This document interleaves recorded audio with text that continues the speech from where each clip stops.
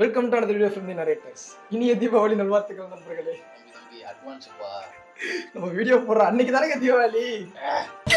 தீபாவளினாலே எப்படின்னா நாங்க மோஸ்ட்லி வீடு தங்குறதே கிடையாது. ஏன்னா ஏதாவது ஒரு வேலையை பார்த்துருவோம் அப்படின்ட்டு. தியேட்டர் தான் நமக்கு எப்பனாலும் ஏதாச்சும் ஒரு படம் ரிலீஸ் ஆகுதா, எந்த படம் வந்தாலும் ஏதாவது ஒரு படத்துக்கு போய் பார்த்துட்டு வந்துருவோம் அப்படின்ட்டு. அந்த மாதிரி இந்த வாட்டி முதல்ல சூஸ் பண்ண படம் எதுனா பைசன். எப்பயும் போலதான் அந்த படத்தை பத்தின எங்களுடைய கருத்துக்கள், தாட்ஸ் அதெல்லாம் அந்த வீடியோல ஷேர் பண்ண போறோம். Let's get into the video. First of all Bison வந்து எதை பற்றி பேசுதுன்னு பார்த்தீங்கன்னா எல்லாத்த பற்றியுமே பேசுது. எப்படின்னா ஸ்போர்ட்ஸ்மேன்ஷிப்பு, அரசியல் எல்லாத்த பற்றியுமே பேசுது. இதில் வந்துட்டு இந்த மாரி செல்வராஜ் வந்துட்டு இவ்வளோ நாள் வந்து இந்த ஒரு முத்திரை குத்தி வச்சிருப்பாங்க, அவர் வந்து இந்த மாதிரி படங்கள் தான் எடுக்கிறாரு அப்படி அப்படின்னு சொல்லி.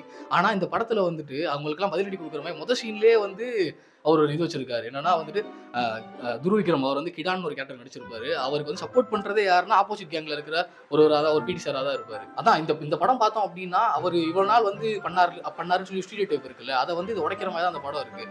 அப்படியும் இந்த படத்துக்கு வந்து ஸ்டீரியோ டைப்போட நீங்கள் போனாலுமே அவங்க மனசு மாறுறதுக்கான ஒரு சான்ஸ் இருக்குன்னு நான் நம்புகிறேன். படத்துல வந்து கேரக்டர்னு பார்த்தோம்னா ஃபர்ஸ்ட் லீட் கேரக்டர் இருக்க துருவ் விக்ரம். மான் படம் ரிலீஸ் ஆன டைம்லயே வந்து எல்லாரும் எப்படின்னா ஒரு நிறைய ட்ரோல்ஸே வந்துட்டு இருந்துச்சு. படம் பூரா கத்திக்கிட்டே இருக்காப்ல, என்ன இது அப்படின்னு இருந்துச்சு. அப்பவே நாங்க 2 பேரும் வந்து கேரக்டரே அதுதானடா பண்ணணும், இதுக்கு எதுக்குடா ட்ரோல் பண்றாங்க அப்படின்னு இருந்துச்சு. ஒரு செட் ஆஃப் பீப்புள் ட்ரோல் பண்ணிட்டு தான் இருந்தாங்க அப்பயே. இந்த படத்துல பார்த்தோம்னா கேரக்டர் வந்து இப்படின்னு எனக்கு ஃபிக்ஸ் பண்ணவே தெரியல. ஏன்னா ரொம்ப அருமையா பெர்ஃபார்ம் பண்ணியிருந்தாரு. இவனே சொன்னா எனக்கு சில படங்கள்லாம் பார்த்தோம்னா வந்து ஃபிட்னஸா இருக்கணும், இந்த படத்தை பார்த்தோன்னு எனக்கு அது இன்னும் அதிகமாயிடுச்சு அப்படின்லாம் சொன்னா. அது மட்டும் இல்லாம ஆக்டிங்னு பார்த்தோம்னா ஒரு நிறைய சீன்ல வந்து ஒரு மாதிரி அப்பாவித்தனமான சாதுவா இருக்க மாதிரி அந்த கேரக்டர்லாம் பண்ணியிருப்பாரு. அது ரொம்பவே அருமையா இருந்துச்சு. ரொம்ப டைலாக்ஸ்லாம் இல்லாம ஆக்டிங்ல நல்லா பண்ணியிருந்தாரு. த்ரூ அவுட் த மூவி வந்து கிட்டா அந்த கேரக்டர்னா கிட்டாவா தான் பார்க்க முடிஞ்சு. த்ரூ அப்படின்ற ஒரு ஃபீல் வந்து ரொம்ப லெஸ்ஸா தான் கிடைச்சு. ரொம்ப நல்லா பெர்ஃபார்ம் பண்ணியிருந்தாரு. அடுத்து பார்த்தோம்னா பசுபதி ரங்கன் வாத்தியாரை பத்தி சொல்லவே தேவையில்ல. அவரு காலகாலமா ப்ரூவ் பண்ணிட்டு தான் இருக்காரு. இந்த படமும் வந்து இன்னொரு மைல் ஸ்டோன் அவருக்கு. பயங்கரமா ஆக்ட் பண்ணியிருந்தாரு. நிறைய சீன்ல வந்து அவர் ஆக்ட் பண்றத மறந்து I thought he was the character, அவர் வாழ்ந்துட்டு இருக்காருங்க அப்படின்ற மாதிரி தான் எங்களுக்கு இருந்துச்சு. ரொம்ப பிரமாதமா பெர்ஃபார்ம் பண்ணியிருந்தாங்க. அதுக்கடுத்து ஃபீமேல் கேரக்டர்ஸ் 2 ஃபீமேல் கேரக்டருமே வந்து லீட் நடிச்சவங்க ரொம்ப பிரமாதமா பண்ணியிருந்தாங்க. முக்கியமா இந்த இடத்துல விரல் விட்டு எதனால சொல்றோன்றனா, இப்ப எப்படி சொல்றதுன்னே தெரியல. எந்த கேரக்டருமே வந்து இவங்க சொல்ல முடியல. எல்லாருமே அங்க பயங்கரமா பண்ணியிருந்தாங்க. இவங்க வந்து ஆக்ட் பண்றாங்க அப்படின்ற ஒரு ஃபீலே தெரியல. எல்லாருமே வந்து அந்த மூவிக்கு வந்து உயிர் கொடுத்துட்டாங்கன்னே சொல்லலாம். அது ஒரு மூவி அப்படின்ற மாதிரி தெரியல.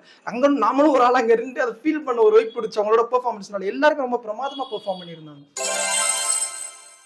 துருவிக்ரம் அவரை பற்றி பேசணும்னா உண்மையாகவே இந்த கேரக்டர் வந்து பயங்கரமாக பண்ணியிருந்தாரு. அதுவும் இல்லாமல் ஒரு கபடி பிளேயர் அப்படின்றத வந்து ஒரு கிராமத்துலேருந்து வந்து கபடி பிளேயர் அப்படின்ற ஒரு கேரக்டரை வந்து பண்ணுறது வந்து சாதாரண விஷயம் கிடையாது. அதை வந்து பயங்கரமாக ஆப்டாக இருந்துச்சு அப்படின்னு சொல்லி எங்களுக்கு ரொம்ப ஃபீல் ஆச்சு.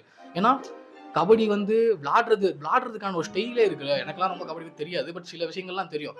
அந்த ஸ்டைலு அந்த இதுவே வந்து பயங்கரமாக ட்ரெயின் ஆகிருப்பார் போல், ப்ராக்டிஸ் பண்ணியிருப்பார் போல். இதெல்லாம் சொல்லியிருப்பார்ல, நான் 1 வருஷம் அந்த ஊரில் இருந்தேன் அப்படிலாம் சொல்லி. அதுக்கான ஒரு பிரதிபலிப்பு வந்து இந்த படத்தில் நல்லாவே தெரியுது. பசுபதின்னு சொன்ன உடனே எனக்கு என்னன்னா, இது இவெண்டே கேட்டேன் நோட் பண்ணல அப்படின்னு சொல்லி சொன்னால், கிளைமேக்ஸில் ஒரு ஷாட் இருக்கும். அதில் வந்து கண்ணையே சிமிட்டாமல் நடிச்சிருப்பார். அங்கே கட்டு வரும், பட் கண்ணையே சிமிட்டாமல் நடிச்சிருப்பார். அது ரொம்ப பயங்கரமாக இருந்துச்சு. அப்புறம் சாமியார் சீன்லாம் வந்து இந்த கான்டாரால ஆடுவாங்கல்ல, அதை விட ஆக்ரோஷமாக அந்த ஒரு சீன், இந்த பாட்டு வரும், அதில் ஆடி இருப்பார். பயங்கரமாக இருந்துச்சு. பசுபதி கேரக்டர் வந்து எப்படி சொல்றது, அது வந்து ஒரு பில்லர் ஆஃப் த மூவி அப்படின்ற மாதிரி தான் இருந்துச்சு. ஏன்னா எல்லா கேரக்டர்ஸுமே இங்கே ப்ளே பண்ணுது. எல்லா கேரக்டர்ஸுமே ஒரு இம்பார்ட்டன்ஸ் ரோல் இருக்கு. அதே மாதிரி தான் அந்த லால் கேரக்டர், அமீர் கேரக்டர், இவங்கெல்லாம் வந்து அவங்க வந்து ஒரு நோக்கத்தோட உள்ள வராங்க, ஒரு சண்டை நடக்குது, ஆனால் அவங்களுக்குள்ளேயும் ஒரு எத்திக்ஸ் இருக்கு அப்படின்றத பயங்கரமா காமிச்சிருந்தாங்க. லால் கேரக்டர்னு சொன்னோன்னா அவங்களையும் நான் மறந்துட்டு, அதான் ஒருத்தவங்களை பிக் பண்ணி சொல்லணும்னா எல்லாரையுமே இங்க சொல்லணும். எல்லாருமே பயங்கரமா பெர்ஃபார்ம் பண்ணியிருந்தாங்க. இந்த லால் கேரக்டர் அவர் வாய்ஸே வந்து ஒரு கேரக்டருக்கு ஒரு தனி அங்கீகாரம் கொடுத்து அது ரொம்ப நல்லா எடுத்து காட்டுச்சு. அவர் நிறைய டைலாக்ல அவர் பேசுறப்ப பயங்கரமா ஒரு வைப்ரேட் ஆச்சு. அமீர் கேரக்டருமே வந்து ரொம்ப பயங்கரமா எழுதியிருந்தாங்க. அது என்னன்னா ஸ்பாய்லர் பண்ணக்கூடாதுன்ற ஒரே காரணத்துக்காக நிறைய விஷயங்கள்ல ஷேர் பண்ண முடியல.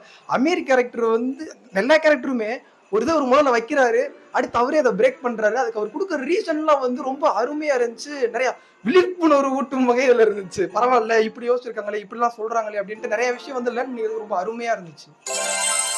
இந்த படத்துல வந்து ஒரு பிடி சார் கேரக்டர் மாதிரி வருவாங்க. அவரும் த்ரூ அவுட் த மூவி வருவார். அவர் கேரக்டர் ரொம்ப பிரமாதமா இருந்துச்சு. அவரும் ரொம்ப அருமையா அந்த கேரக்டர் வந்து ஜஸ்டிஃபை பண்ணி அருமையா ப்ளே பண்ணியிருந்தாரு.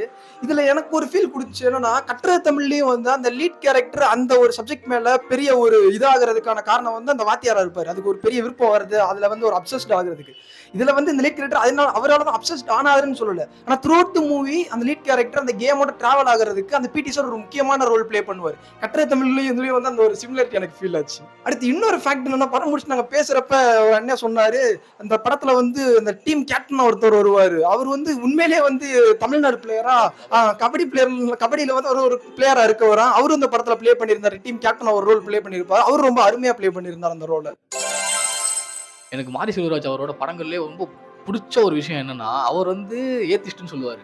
ஆனா அவர் படங்கள்ல சாமிய காட்டுற விதம் வந்து பயங்கரமா அது இருக்கும். எப்படின்னா எனக்கெல்லாம் ஒரு மாரி புல்லரிச்சிருச்சு அந்த காலமாடான் அப்படின்ற சாமிய காட்டுறப்போலாம். அது வந்து எப்படி அவர் ஹேண்டில் பண்றாருன்னே தெரியல. பல இன்டர்வியூ சொல்லியிருக்காரு. நான் வந்து ஏத்திஸ்ட், நான் வந்து கடவுள் நம்பிக்கை இல்லாதவன் அப்படின்னு சொல்லி.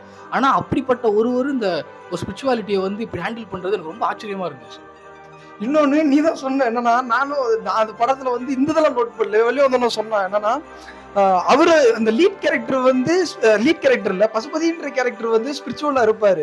ஆனா அங்க சுத்தி பல கேரக்டர் வந்து ஏத்திஸ்டா இருக்க மாதிரி அவர் போர்ட்ரே பண்ணியிருப்பாரு. அந்த விதமுமே வந்து ரொம்ப நல்லா இருந்துச்சு. ரொம்ப அடிக்காமலும் ஒரு மாதிரி எல்லாத்துக்கும் ஒரு கொஸ்டின் வைக்கிறாரு. அதுக்கு அவரே எடுத்து வந்து ஒரு அருமையான ஆன்சர் கொடுக்குறாரு. அப்படிதான் த்ரூ அவுட் த மூவி போயிட்டே இருந்துச்சு. அடுத்து படத்துல இந்த இந்த ஒரு மேட்டர் வந்தாலே வந்து அப்படி கை கட்டி உட்கார்ற மாதிரி இருப்பேன். நல்லா எனக்கு அந்த மேட்டர் ரொம்ப பிடிக்கும். அதனால அனிமல் மெட்டாஃபர். அது அந்த படத்துல வந்து டைட்டில் போஸ்டர்லயே வந்து தெரிஞ்சிருக்கும் அனிமல் மெட்டாஃபர் இருக்கு படத்துல அப்படின்ட்டு. பல அனிமல் மெட்டாஃபர் படத்துல இருந்துச்சு. அந்த அந்த அனிமல்ஸையும் ஏதோ ஒரு அதுக்கு ரிலேட்டடா காட்டும் போதெல்லாம் வந்து பயங்கரமா இருந்துச்சு. ரொம்ப அருமையா அந்த விஷயத்த வந்து கோரிலேட் பண்ணி எழுதியிருந்தாங்க நிறைய இடத்துல. ஒரு ஃபைட் சீக்வன்ஸ்லாம் வந்து ரொம்ப அருமையா பண்ணியிருந்தாங்க படத்துல. அந்த அனிமல் மெட்டாஃபரோட சேர்ந்து வரப்ப அது வந்து ஒரு தியேட்ரிக்கல் மூமெண்ட், நல்ல ஒரு ஃபீல் கொடுச்சு தியேட்டர்ல பார்க்கும்போது அந்த மியூசிக்கும் அதுக்கும்.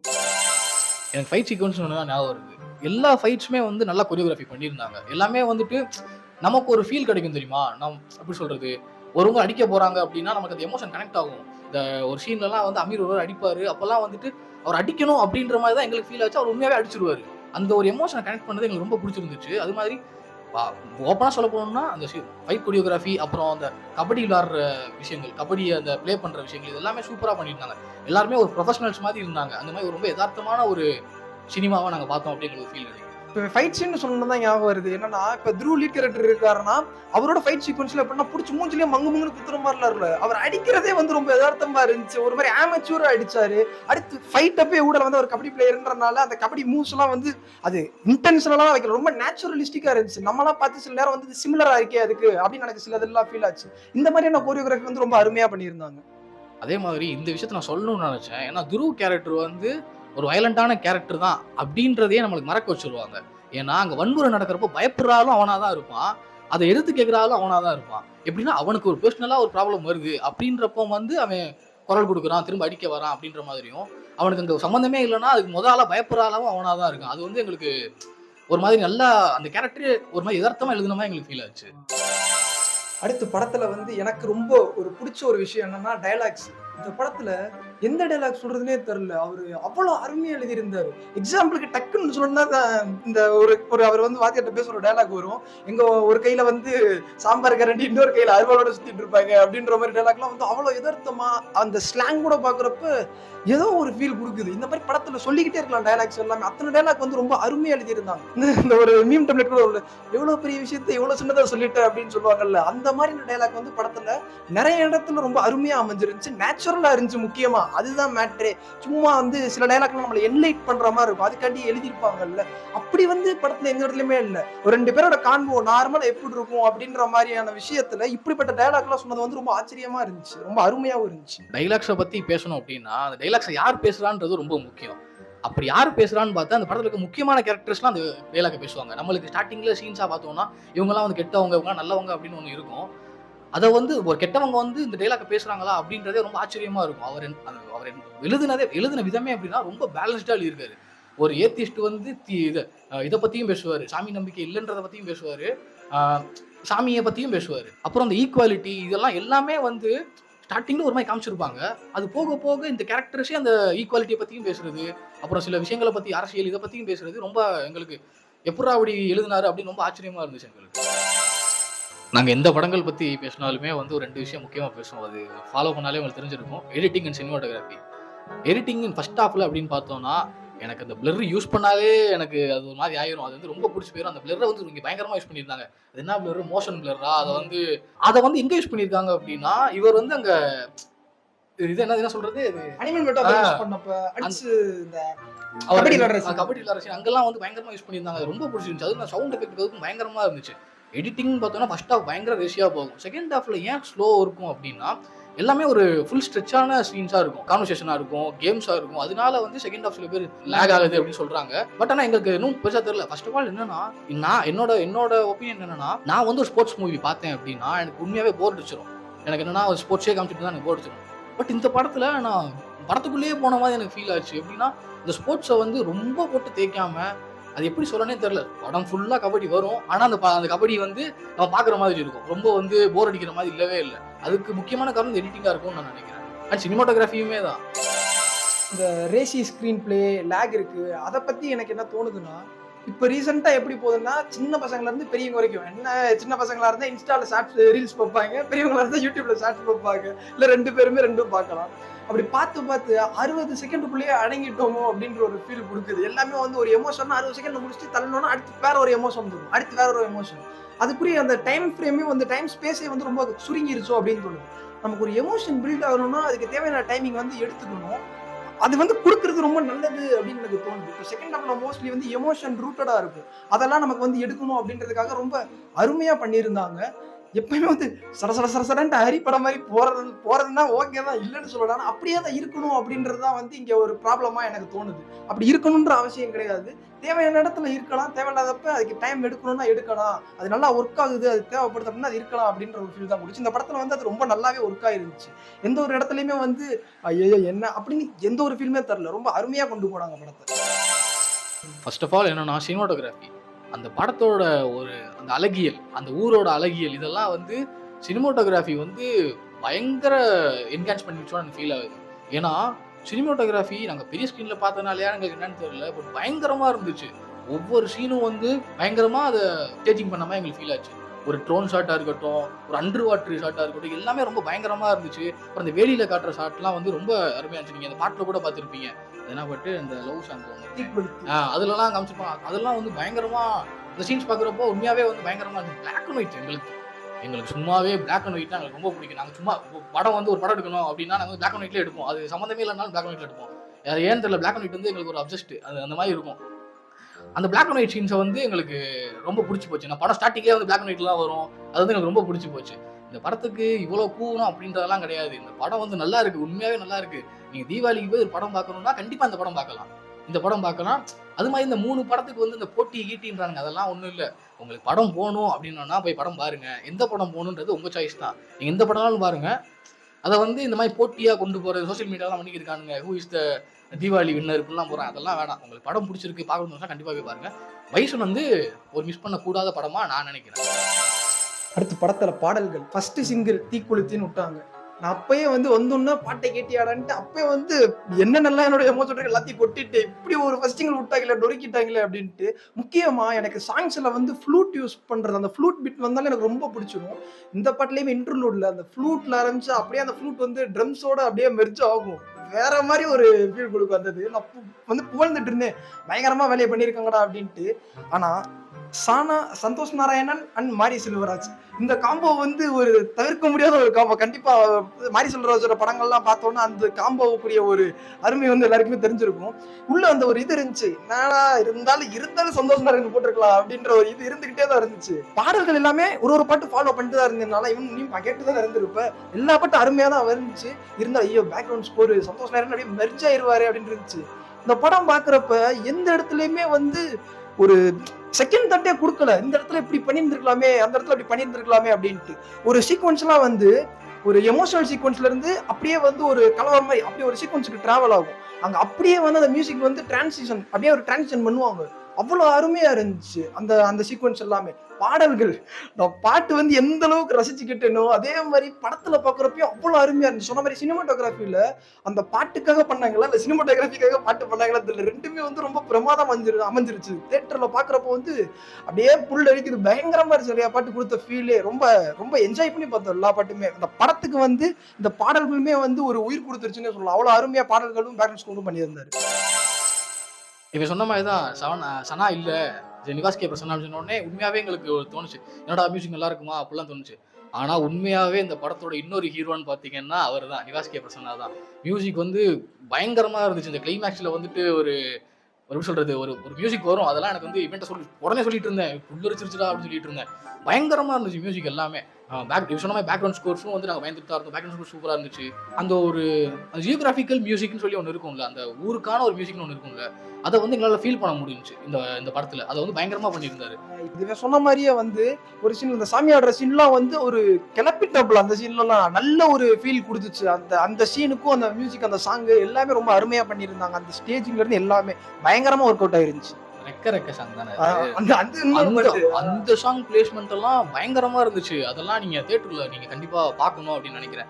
ஏன்னா நாங்க போனப்போ ரொம்ப கூட்டம் இல்லை. ஏன்னா இன்னைக்கும் சாட்டர்டே தானே, நாளைக்கு எல்லாம் படத்துக்கு போவாங்க அப்படின்றப்போ அந்த ஒரு இதெல்லாம் வந்து கம்மியா இருந்துச்சு.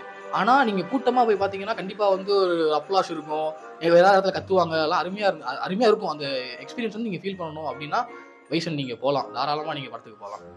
இந்த எக்ஸ்பீரியன்ஸுமே நல்லாதான் இருந்துச்சு. கூட்டம் இல்லாம நானும் கத்தல, இவனும் கத்தல. வெளியே வந்தோடனே கூட சொன்னான், எந்த சீன்லயுமே வந்து கத்தணும் விசிலடிக்கணும்னு தோணல, ஏன்னா அப்படியே உட்காந்து ரசிக்கணும். அது என்ன அப்படியே பிடிச்சி படத்துக்குள்ளேயே போயிட்டோம் அப்படின்ற மாதிரி எனக்கு ஃபீல் ஆச்சு. ஏன்னா ஒரு படத்துக்குள்ள இன்வால்வ் ஆகுறது, அந்த கதைக்குள்ள நம்ம போறோம் அப்படின்றதே இப்பெல்லாம் வந்து ரொம்ப ரொம்ப ரேரா இருக்கு. அந்த மாதிரி கதைகள் வரலையோ அப்படிங்களுக்கு ஃபீல் ஆகுது.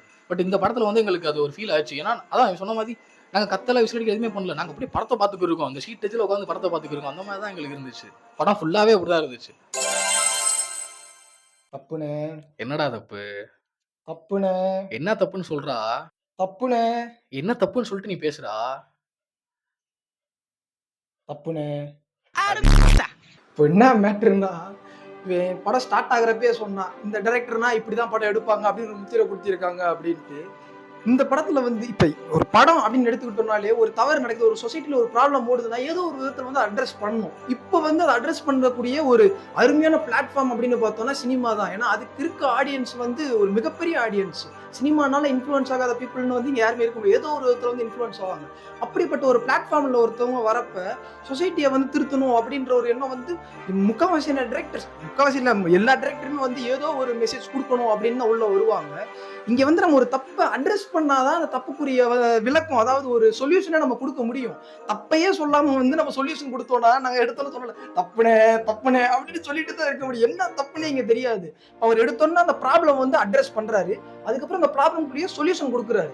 இங்க எப்படி ஆயிருதுன்னா, அவர் அந்த ப்ராப்ளம் சொல்றனாலே வந்து என்ன நீ அப்படிப்பட்ட படம் தான் எடுப்ப அப்படின்னு எல்லாம் இது பண்ணிடுறாங்க. அந்த ப்ராப்ளம் சொல்லாம எப்படிதான் அங்க சொல்யூஷன் கொடுக்க முடியும்? அங்க ஒரு ப்ராப்ளம் இல்லாம ஒரு ஒளிஞ்சு போன ப்ராப்ளம் இல்ல முடிஞ்சு போன ப்ராப்ளத்தை பத்தியோ இப்ப இந்த கரண்ட் சிச்சுவேஷன்ல அது இல்லவே இல்லை, அதை வந்து இப்ப பேசுறாங்க அப்படின்னா அது தவறு அப்படின்னு நம்ம எடுத்துக்கலாம். ஆனா நம்ம ரெகுலரா அதெல்லாம் பார்த்துக்கிட்டு தான் இருக்கோம். நமக்கு ஃபேஸ் பண்ணலனாலும் எங்கேயோ ஒரு இடத்துல யாரோ ஃபேஸ் பண்றாங்க, அதை வந்து நம்ம இப்ப சோசியல் மீடியாவில் எல்லாமே ரீச் ஆயிடுது, நம்ம கண்முன்னாடி நம்ம பாக்குறோம். ஆனா நம்ம தள்ளி விட்டு போயிடுவோம். அப்படி நம்ம தள்ளி விட்டு போற நேரத்துல அங்க எத்தனை பேர் வந்து அதை ரியலா ஃபேஸ் பண்ணிட்டு இருக்காங்க. அதெல்லாம் வந்து எப்படி அட்ரஸ் பண்ணி தான் ஆகணும். அது எல்லாருக்கும் தெரிஞ்சா ஏதோ ஒரு விதத்துல வந்து சொசைட்டில ஒரு சேஞ்ச் கொண்டு வரும் அப்படின்றலாம் அந்த ப்ராப்ளத்தை அட்ரஸ் பண்ணி அதுக்கப்புறம் அதுக்குரிய ஒரு சொல்யூஷனை கொடுக்குறாரு. ஆனா அவரையும் போட்டுட்டு நீ இப்படி படம் தான் எடுக்கிற, அப்படி படம் தான் எடுக்கிற அப்படின்றது வந்து என்னன்னே புரிய மாட்டேங்குது, ஒரு குழப்பத்தை ஏற்படுத்துது. அது எந்த வகையிலும் நியாயம் இல்லை. இந்த நிலை மாறணும். இந்த படத்துல வந்து பேசக்கூடிய விஷயங்கள் வந்து நிறைய இருக்கு. ஆனா எப்படி வந்து நிறைய பேர் இந்த படம் இன்னும் பார்க்காம இருந்திருப்பீங்க. ஸ்பாயிலர் எதுவும் இருக்கக்கூடாது, உங்களுக்கு வந்து ஒரு நல்ல ஃப்ரெஷ்ஷான ஃபீல் தரணும் அப்படின்றதுக்காக அது எதையுமே பேச முடியாத கைகள் கட்டப்பட்டிருக்கிறது அப்படின்றதெல்லாம் வெளில இருக்கும். ஆனா எப்படியும் அப்கமிங் வீடியோஸ்ல அந்த விஷயங்கள்லாம் வந்து கண்டிப்பா பேசுவோம். இப்போ சாயங்காலம் வேற ஒரு படத்துக்கு போறோம், அதுக்கும் வீடியோ வரும், காத்திருக்கு. See you in the next video. வணக்கம் நண்பர்களே, பைசன் படம் பார்த்த ஆடியன்ஸ்ல இருந்து அவங்களுடைய கருத்துக்களை கேட்க வந்திருக்கோம். அந்த இங்க ஒருத்தர் வணக்கம் வணக்கம். சரி, நேயர்களுக்கு வந்து படம் உங்களுடைய கருத்துக்களை பத்தி சொல்லுங்க. படம் எப்படி இருந்துச்சு? எப்போ பார்த்தாலும் இந்த மாதிரி தானுங்க படம் எடுக்கிறாரு. எனக்கெல்லாம் ஒரு மாதிரி இருக்குங்க. எப்போ பார்த்தாலும் இதே படமா எடுத்துக்கிட்டு கேட்ட வரைக்கும் எல்லாரும் நல்லா இருக்குன்னு தானே சொன்னாங்க. எதுனால நல்லா இல்லைன்னு சொல்றீங்க? நீங்க படம் பார்த்துட்டீங்களா? பார்த்துட்டேன், நல்லா தான் இருந்துச்சு. உங்களுக்கு படம் பிடிச்சிருக்கா? அதாங்க சொன்னேன், நல்லா இருந்துச்சு, நல்லா இருந்துச்சு. நீங்க என்ன ஆளுங்க?